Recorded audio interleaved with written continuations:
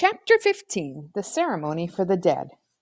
It was Saturday afternoon, and April, Melanie, and Marshall had just come down to get Elizabeth to join the boys in Egypt for a previously scheduled rendezvous. When Elizabeth met them at the door with her dead pet and tears in her eyes, it was only natural that somebody should think of a funeral. And when April and Melanie started tossing the idea back and forth, decorating and elaborating the way they always did, it worked just the way it was supposed to. Elizabeth's tears slowed up, and a damp dimple flickered in her cheek. By the time the three girls and Marshall squeezed through the fence to Egypt, where Ken and Toby were already waiting, a great deal of the necessary background material was already beginning to take shape. Prince Ptolemy, son of the great Queen Neferbeth, had just fallen in a battle with the terrible monster, and his body was being taken in solemn procession to the temple of Anubis, god of the dead. Ken and Toby were gratifyingly enthusiastic. In fact, Toby, who always had to be right in the middle of everything, insisted right away that he and Ken Horemheb, that is, were going to be the high priest of Anubis. Now, just a minute, April said. Melanie and I thought up this ceremony. We get to be the high priestesses of the dead. You mean Aida, you and Aida, Toby corrected. Just the day before, a rule had been passed that members should be called only by their Egyptian names while they were inside the land of Egypt. Okay, me and Aida. Anyway, it was our idea. Yeah, but I just finished reading a great book that tells all about what they did to the mummies and everything. I've got some tough ideas. So have I, April said. Queen Neferbeth ought to choose the high priest, Melanie said, interrupting the exchange of glares. After all, it's her parakeet. That broke the deadlock. Elizabeth didn't want to decide against anybody, so she put a pebble in one hand and let them choose. Ken and Toby won and got to be the high priest of Anubis. The first thing Toby did as high priest was to announce that the whole thing was going to take a long time. In real Egyptian times, he said, the preparation of the dead and the funeral ceremony took as much as 40 days. Theirs wouldn't take that long, but maybe it would last as much as 5 or 6. He said that before he could really get started, they were going to need a lot of supplies. So until he could get the things he needed, they might just as well go on with the procession to the temple. Melanie suggested that the procession needed palm branches and flower petals and that sort of thing, and of course everyone thought of the trash bin behind the florist shop. So, a few minutes later, the entire population of Egypt was sneaking up the alley on the way to sort over the florist's recent rejects. As soon as they returned, loaded with loot, the procession got underway. Marshall came first, carrying the smoking incense burner. Next came Elizabeth as the queen mother and chief mourner. One of the curtain robes was draped over her head as a veil, and she carried a big bouquet of only slightly wilted dahlias. Then came April and Melanie as the mourning populace, scattering flowers and chanting, "Weep for Prince Ptolemy, fallen in battle," in a high, mournful wail. And last of all came the 2 high priests of Anubis, carrying on the flower-strewn plank the dead body of Prince Ptolemy. The procession wound its way back and forth across the storage yard several times and came to a stop in the temple. There, the bier was placed on a specially prepared altar in the middle of the floor. At that point, the ceremony had to stop for fresh ideas. Since this was the first ceremony for the dead, there was no record scroll to follow, and it was necessary to stop now and then for discussion and new suggestions. Afterwards, of course, Melanie would make a record of the things that were done, and any future ceremony of the dead wouldn't have to stop and start. All the other ceremonies and rites had been developed in the same way, but this time there was a difference. This was the first new ceremony to be made up since the coming of the 2 new Egyptians, and the first real ceremony they'd actually taken part in. April and Melanie had often wondered if they ever really would. But they needn't have wondered. The boys took part all right, to an extent that nobody had expected. For instance, it was Toby who suggested that they march around the altar, beating their chests and sprinkling their heads with ashes and wailing. That wasn't so much of a surprise. He'd already demonstrated that he had lots of good ideas.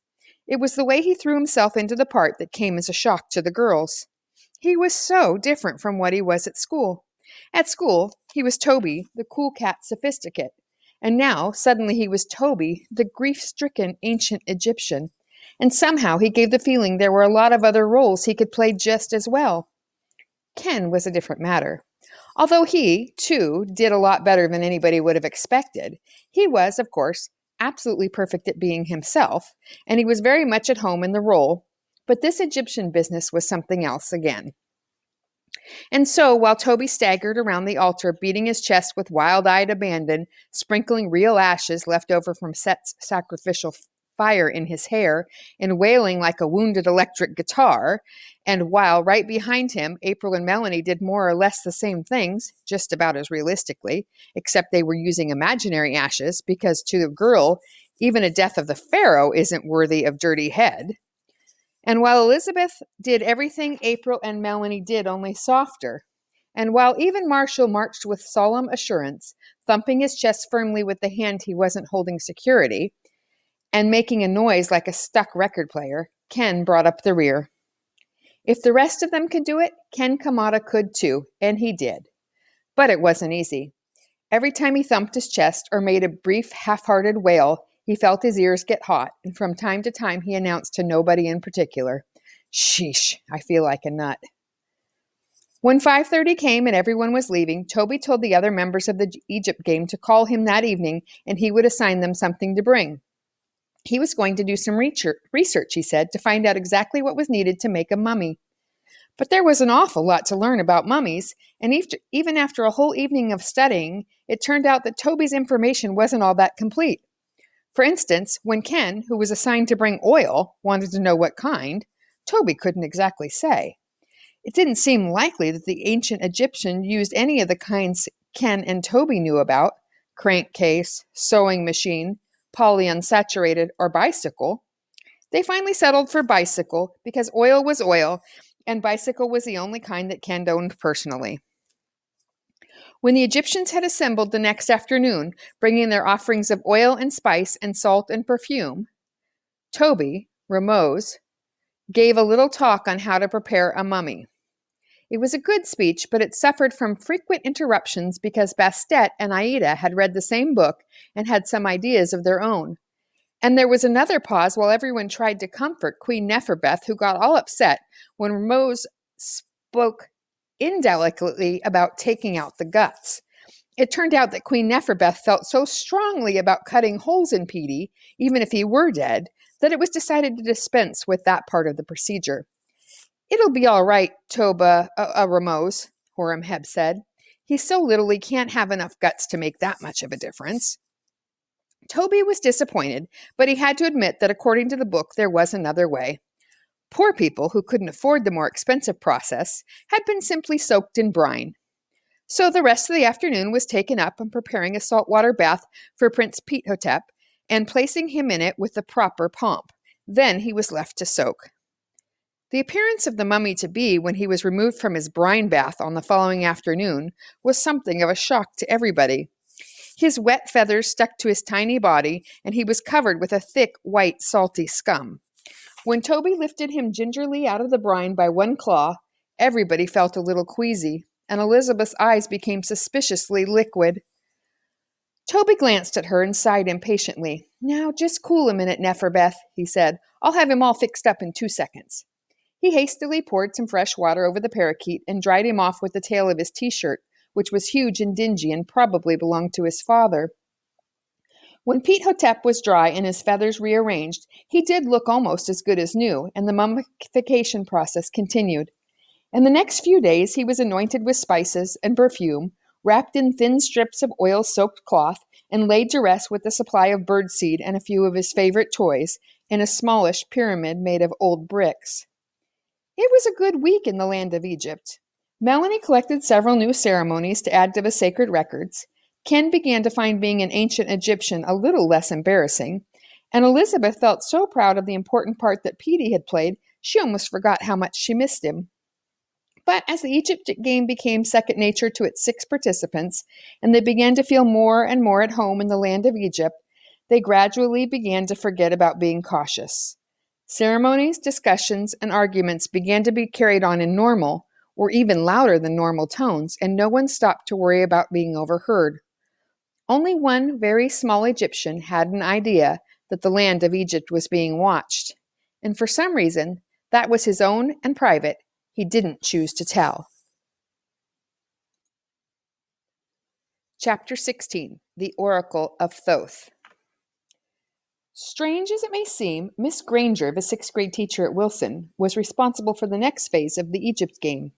It all grew out of the fact that an assignment the class was reading just barely mentioned something called an oracle. Toby had a pretty good idea of what an oracle was, but decided to ask Mrs. Granger about it, in the hopes of getting her started on one of her long-winded explanations. A test was scheduled for the end of the period, and Mrs. Granger had been known to forget about such things if you handled it just right. So Toby asked a question about oracles, and sure enough, it worked. He picked on a subject that Mrs. Granger could really get her teeth into. She got that gleam in her eye and started out full blast, and Toby settled back feeling sure she was good for the rest of the time until recess. But the way it turned out, the whole thing sort of backfired because by the end of the period, the whole class, Toby included, was as hung up on the whole oracle bit as Mrs. Granger was. As a matter of fact, it had completely slipped Toby's mind that he'd only asked about it to head off a test. Mrs. Granger could do that sort of thing to you if you weren't careful. During library period, which came next, a lot of people got stuff to read about oracles, and that afternoon there was another discussion in class. Everyone had come up with a lot of dope about the different kinds of oracles and how they predicted the future in different ways, through the actions of sacred snakes or birds or fish, or even through the way the insides of a dead animal were arranged when the priests cut it open. There was even one very famous one that was run by a priestess who went into a kind of trance or fit, and while she was clear off in this trance, she spouted out a lot of messages and stuff that were supposed to come right straight from the mouths of the gods. The oracles all had special sacred places, caves or grottos or specially built temples, and there were all sorts of far-out things connected with them, like sacred fires and mystic vapors and magical statues. Among the stuff reported to the class was a list of the countries that had depended on oracles to help the rulers decide how to run things, and one of the countries was Egypt. As soon as he heard it, Toby remembered reading something about the Egyptian priests making predictions, but he just hadn't been thinking about the oracles in connection with the Egypt game until that moment. He snuck a glance in the direction of Ross in February to see if they had the same idea, and sure enough they had. It was easy to tell. They were staring at each other in that way they had. If they were where they could talk, Toby thought to himself, one of them would be starting a sentence and the other finishing it, as if they had Siamese brains or something. Just at that moment, the girls stopped staring at each other and turned and stared at Toby.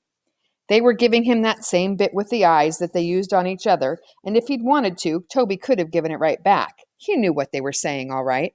Instead, he slowly and deliberately made his eyes go cross and let his mouth fall open in a stupid idiot face. The reaction was just what he'd expected. The girls looked shocked, then angry, and then they turned their backs and worked hard at ignoring him for the rest of the period. Toby let his mind go back to his plans for the afternoon with a feeling of satisfaction. They would have forgotten about being mad by the time school was out, and besides, they'd really asked for it.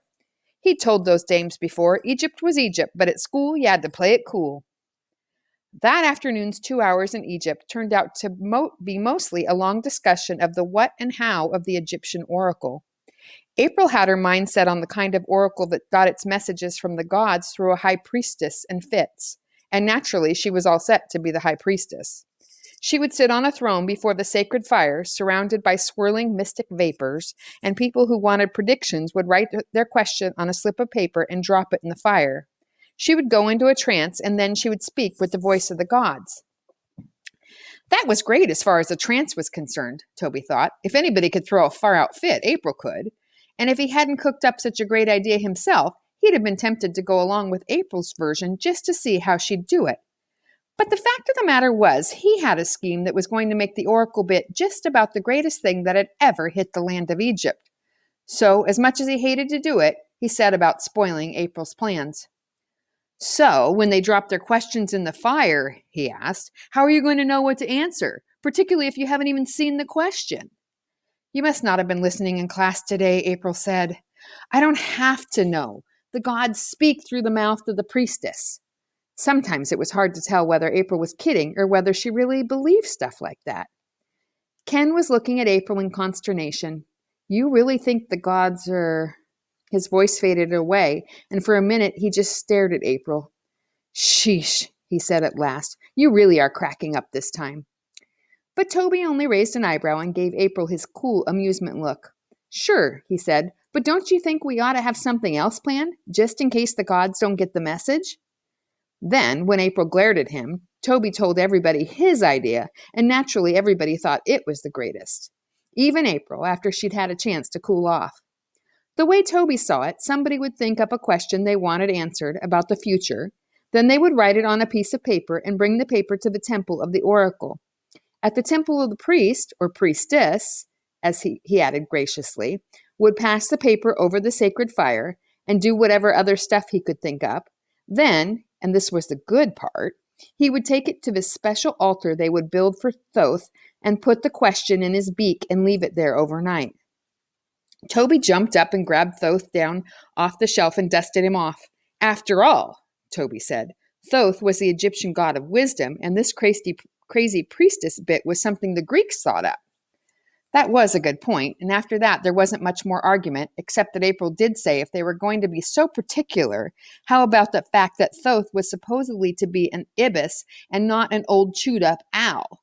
But nobody paid much attention to her. They were all too busy starting in on Thoth's altar and planning the ceremony for consulting the oracle.